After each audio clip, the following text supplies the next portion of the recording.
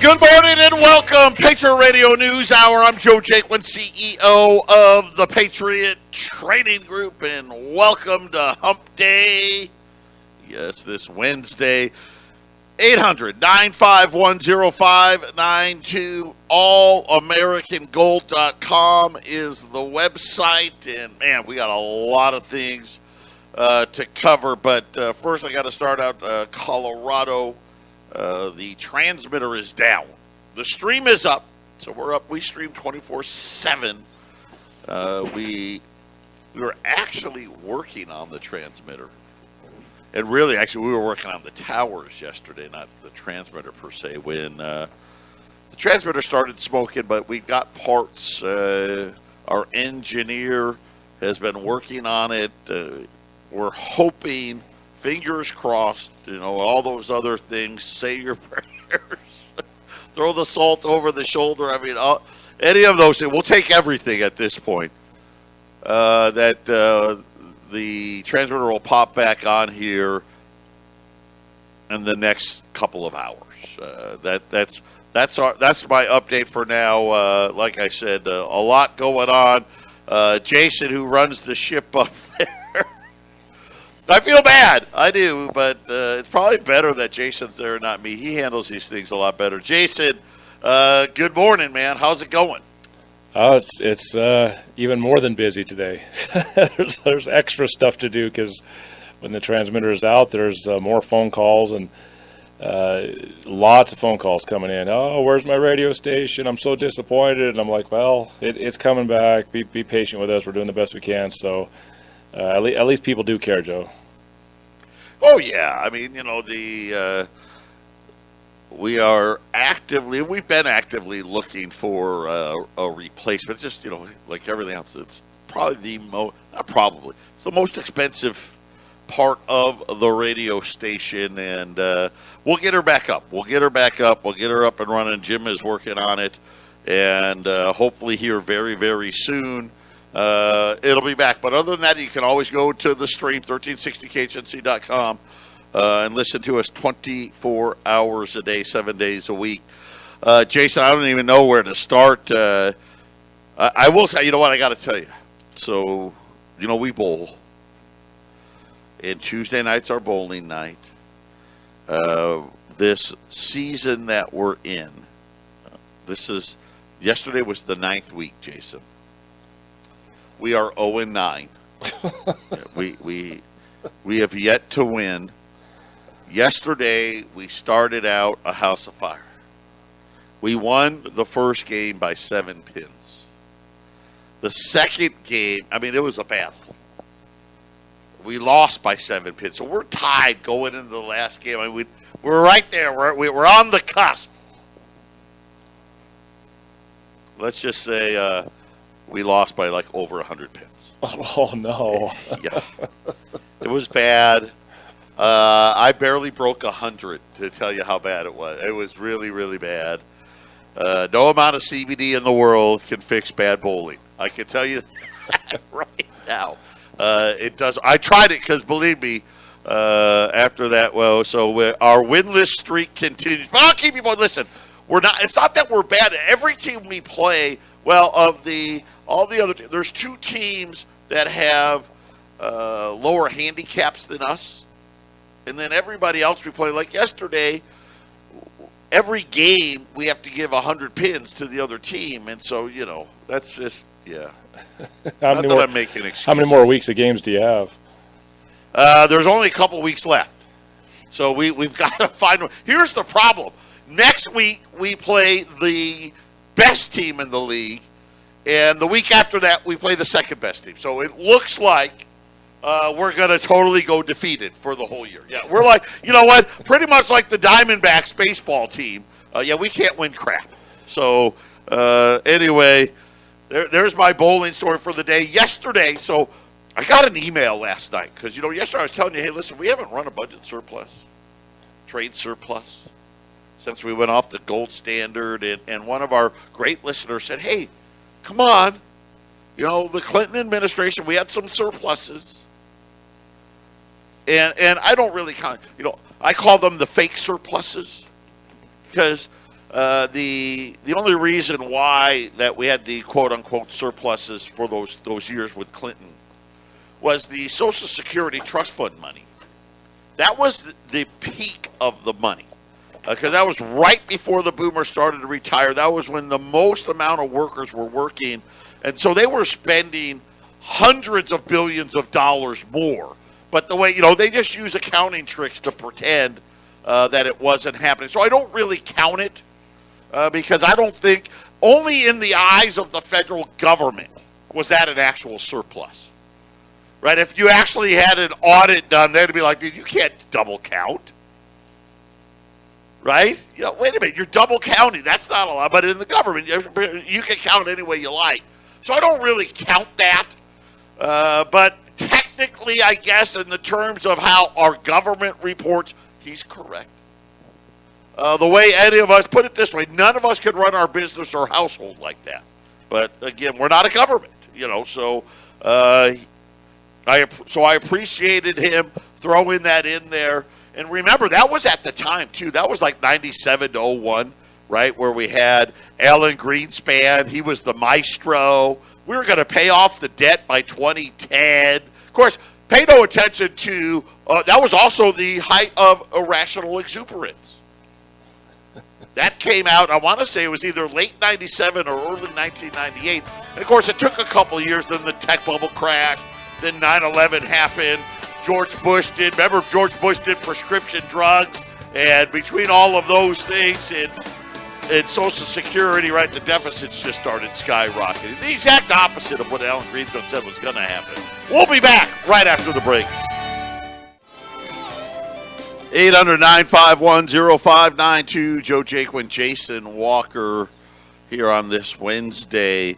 One other thing from yesterday. So yesterday we were talking about natural gas prices, and specifically in Europe, the equivalent to $205 a barrel if you converted the natural gas price to oil. Because here in the U.S., we're more concerned about oil prices. Last night, while we were sleeping, natural gas prices in Europe skyrocketed again, hitting $250 a barrel. It's off the highs right now. Russia says that, hey, we're going to increase supply. Now, this was Putin. Didn't say how. And I know that they built a second pipeline, but the EU isn't even going to approve it to be turned on for like another 6 or 7 months. So I'm not sure how, but at least anyway, someone's trying to at least talk it down a little bit. We told you that natural gas prices got so high that certain products are no longer viable to make. We talked about the UK, its fertilizer plants shut. News last night, Germany has done the same thing. Now they've shut their plants. And again, these are, and I don't know why fertilizer's a big one, but that seems to be one of the places that is directly impacted, which, Jason, just means for cost to fertilize your crops and all that are going to skyrocket even more. Food inflation. We told you we're getting the second wave of increases at the grocery store again. Today, Pepsi came out. They've already raised prices several times, said, hey, get ready for another price increase. A big strike this morning. This one I wasn't paying good enough attention. And really, the internet does a good job of not letting you know what's happening. All of the Kellogg cereal plants in the United States walked off the job yesterday, Jason. I actually heard that. I heard that. This is what happens when things are going sideways like they are today, and with all the inflation, is that everybody needs to get their piece. Everyone needs a little bit more, right, Joe? And sometimes other parts lag, like wages. And this is a thing here where right now they don't have enough employees. So there's forced overtime. Oh boy. But they actually want to pay. They want to pay them less. Right? They want to pay less, and they want to give less benefits. And I think that's really what they're saying. Hey, you're making too much money, so we're going to lower your health care benefits. In other words, give you less benefits, holiday pay, less vacation time. This is what Kellogg's is offering. And the threat here, Jason, is, hey, if not, we'll just go to Mexico. Oh, there you go. Yeah, there is that, isn't there, Joe? Boy, there won't be anybody producing anything in this country if this keeps going on. It's one thing, listen, hey, it's one thing if you want to make a toy somewhere or a baseball glove somewhere else. But food? Right? I mean, no offense to Mexico, but as we all know, you don't drink the water, right? Yeah. I mean, they don't have things like OSHA and health inspection. I mean, there's plenty of food being made in Mexico. Believe me, go in your snack aisle, go to Nabisco, and see. Some of it's still made here. A lot of it's made in Mexico. But I don't know how this will work. How soon does the Kellogg cereal products disappear from the stores? I don't know. I know that Kellogg's is going to try to bring in non-union workers and those things. And, I guess we'll call them scabs or whatever you'd like. But again, this is really, really interesting at a time when wages are skyrocketing, and Kellogg's is saying, hey, you know what? We want you to take a lot less in benefits, or we're going to move your job to Mexico. Cars. I'm just going to rattle off a bunch of things here. They're now saying the average new car price starts at $5,000 over sticker.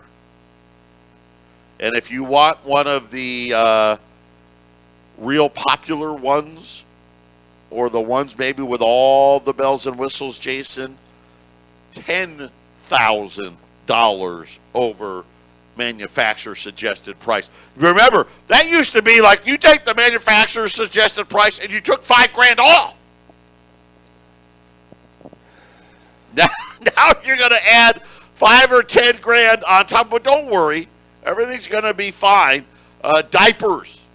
If you're one of those, man, I'm so glad those days are gone. But if you have to buy diapers, they're saying that not only are diapers going to get more expensive, they're also going to become harder to find. And speaking of harder to find, we got the same problem here in the physical gold and silver markets, Jason. The world's largest gold wholesaler is sending Jason and I emails wanting to buy product from us. Right, Jason? Yeah, that's been happening a little more frequently.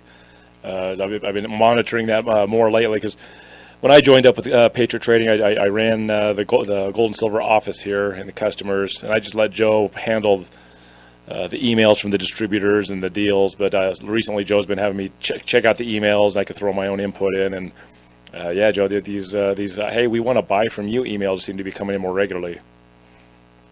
Yeah, it's something where every time they send one, they're willing to pay a little more.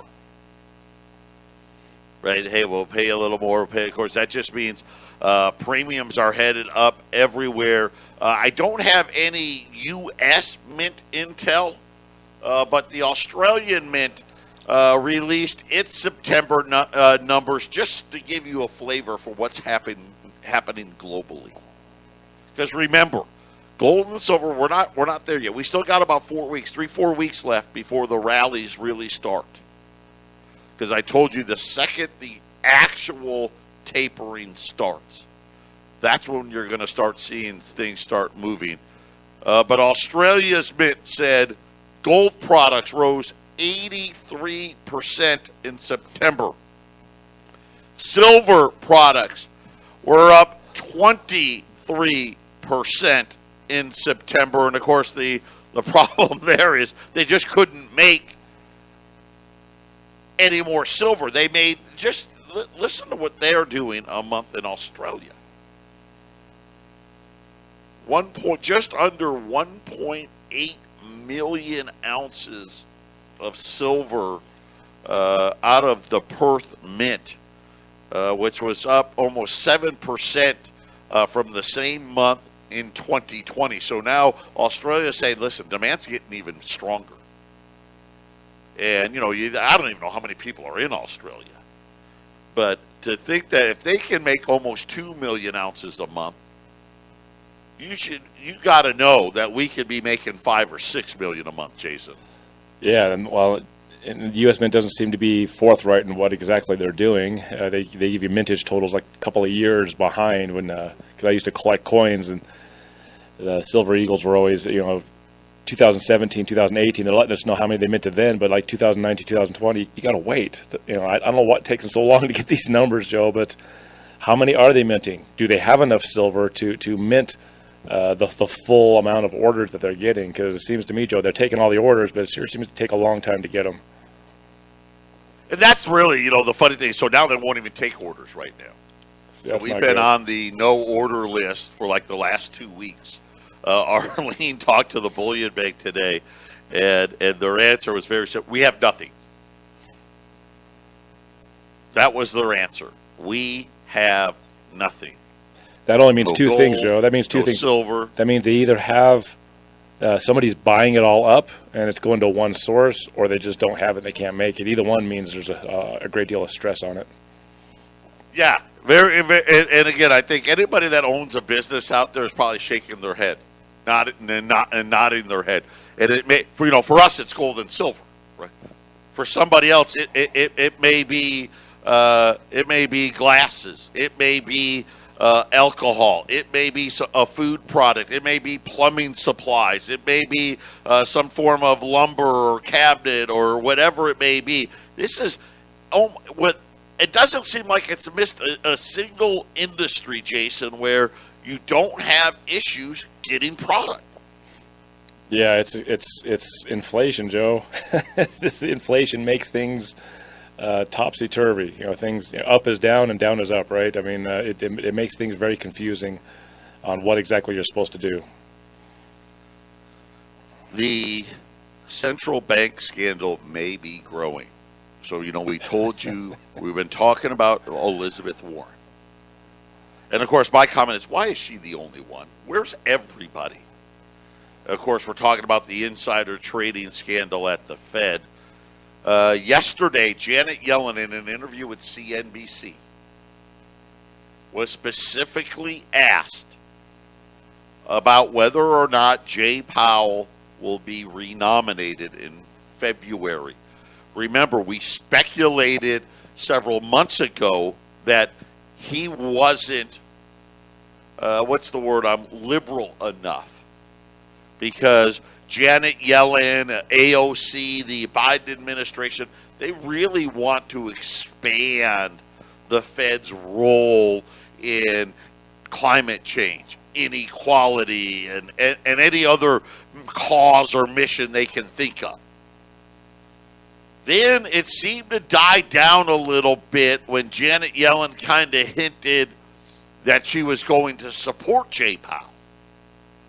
Yesterday, in an interview with CNBC, she said, well, it's up to the president to make the nomination. The president hasn't yet made the decision. I know he will talk to many people and consider a wide range of evidence and opinions and make a very careful decision. So not a ringing endorsement from her. But however, there was one thing she did endorse, Jason, which was the Biden administration's proposal to have the IRS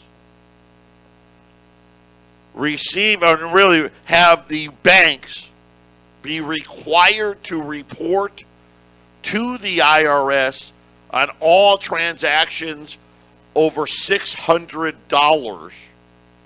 And remember, I've told you, this is the most dangerous woman in the world.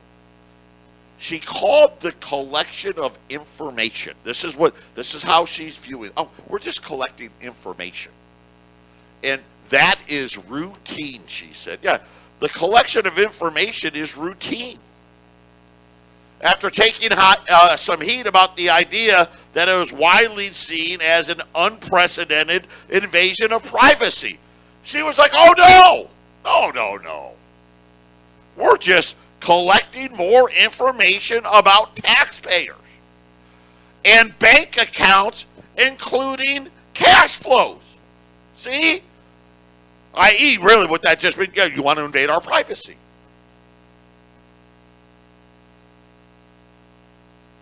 And I'm sitting there and I'm thinking to myself, what in the world? How many IRS agents would you need to hire to actually look at all this information? Yeah, I got a funny feeling the IRS is going to get a whole lot bigger. Patriot Radio News Hour. We'll be back.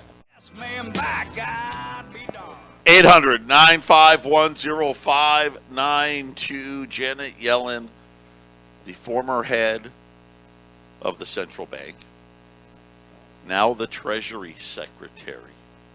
By the way, one of the orchestrators of the 2% inflation thing. Let's not forget that. Also, things like quantitative easing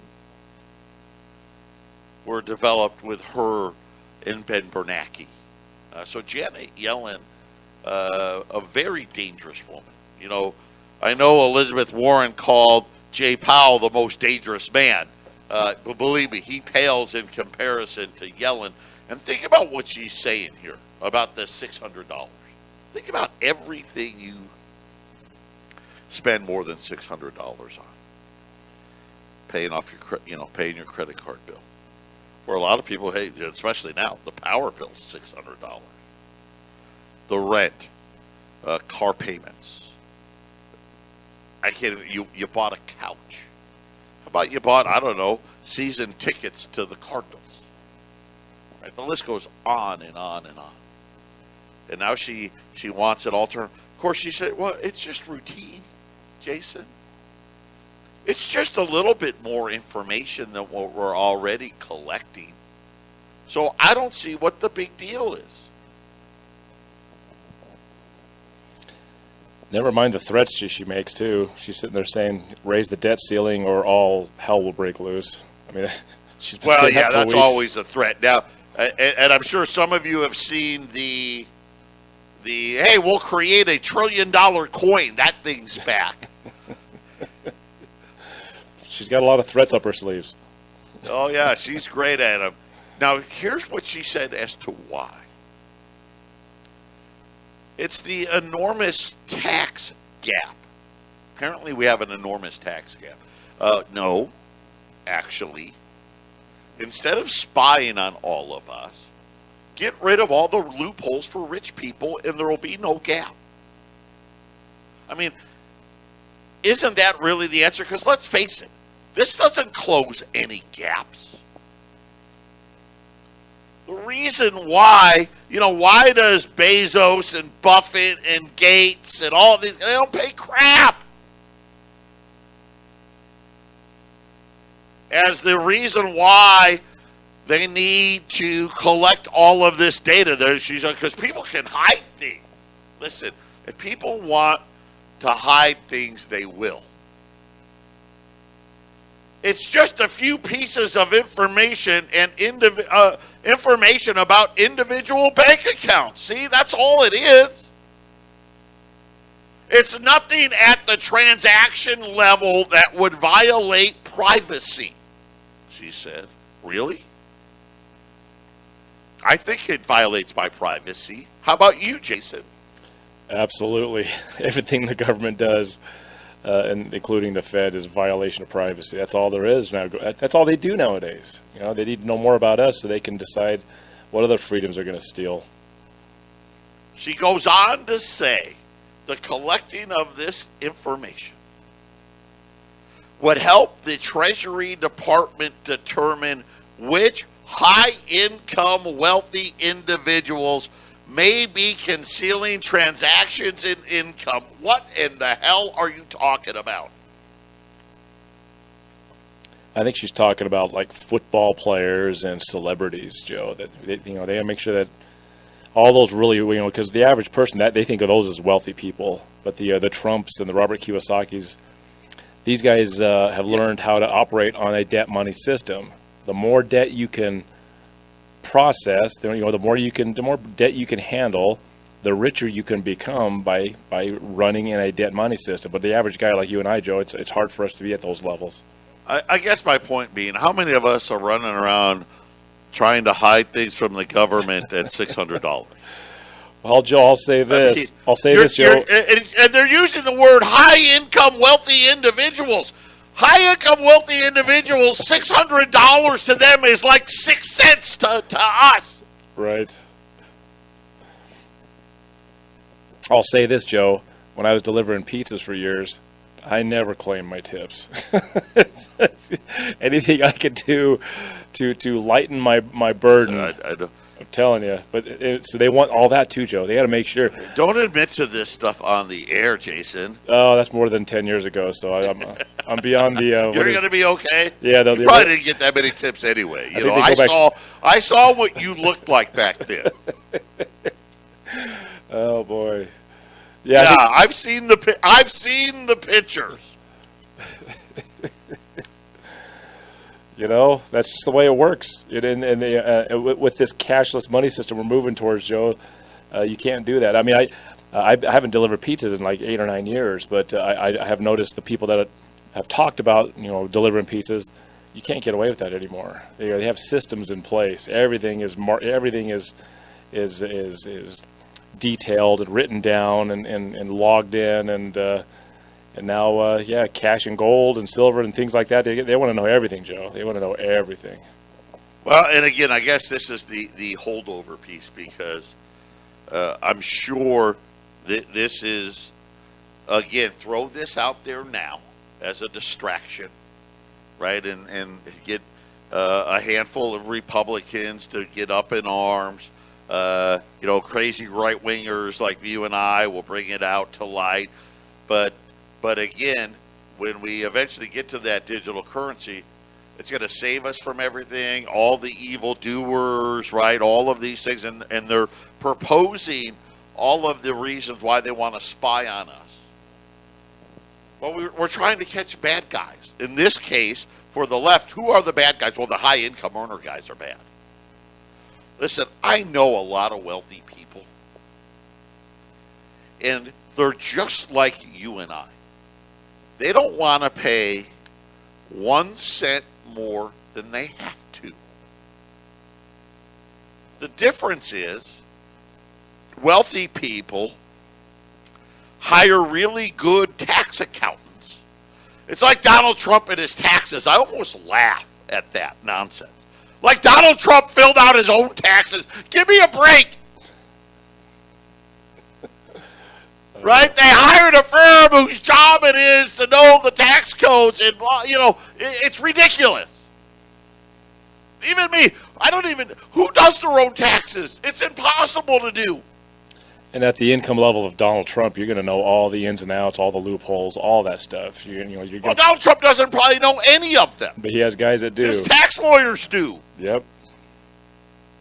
Right? And this is my whole point. And again, if you want to make the loopholes better, fix the loopholes. No, we don't want to fix the loopholes. They want to leave the loopholes are there for them. We just really want to spy on all of you. And eventually, listen, the digital currency fixes all of that. Patriot Radio News Hour. We'll be back after the break. 800-951-0592. Reuters is reporting that China is now blocking its companies from buying billions of dollars of planes from Boeing. The Biden administration admitting that China is not abiding. Remember when Donald Trump hit him with the tariffs and forced the Chinese into making commitments on buying a bunch of American stuff? Well, apparently now China is going back on, well, like we knew. They were never going to do it anyway. Matter of fact, I was telling you some of the numbers were actually impossible. One of them that wasn't impossible, Jason, was Boeing. And apparently China is now saying that they are not going to allow Chinese, I guess, airlines to buy planes from Boeing, at least here for the foreseeable future. All right. Wow. This is private business, Joe. I don't know. I always take the stance that, of course, I want America to do best, but if China wants to make their own planes, what's going to stop them, really? In the end, what's going to stop them? Well, and I just so people know how big China is, and I say this all the time, but it's always worth reminding. China by itself is 25% of Boeing's business. So this is no small player, and you got to remember Boeing. The way Boeing operates, because they have federal government, military, and then commercial. My guess is China's probably half of their commercial plane business. So this is, if they're 25% of total business, I'm making a guess here, but somewhere between 25 and 50% of all Boeing's business comes from China, Jason. Yeah, that's a lot. If they decide to stop buying from Boeing, then there's a major American company that's going to suffer, and then our economy here will suffer with it. Well, and again, you made the great point. China's stolen all of Boeing's designs. We know this. They've reverse engineered everything. And to Jason's point, eventually China's going to have their own airplanes. And they're going to want them to buy them from them. They've been building them, Joe. The Chinese have been building planes for a while. I just don't think they're very good. And they've been building the smaller one. They're not really good yet at building the planes that carry 200 and 300 people. They're getting better at building the smaller ones. But you're right. It's just a matter of time. How about this? St. Louis Federal Reserve President James Bullard. Now, as of now, we don't know about any insider trading stuff he's done. But he comes out and says, U.S. businesses are having no problems whatsoever raising prices on customers. And he's warned that inflation is going to remain elevated for some time to come, and fears that higher expectations are starting to become entrenched. Uh-oh. This is the first time I've heard a Fed governor almost, hasn't quite admitted it, he just fears it, that this inflation, Jason, may not be transitory. They won't admit it out loud, but yeah, that's interesting how it's put there. Yeah, this doesn't seem right, Joe. Something's wrong. Now, he is, to be fair, he's one of the most bullish members.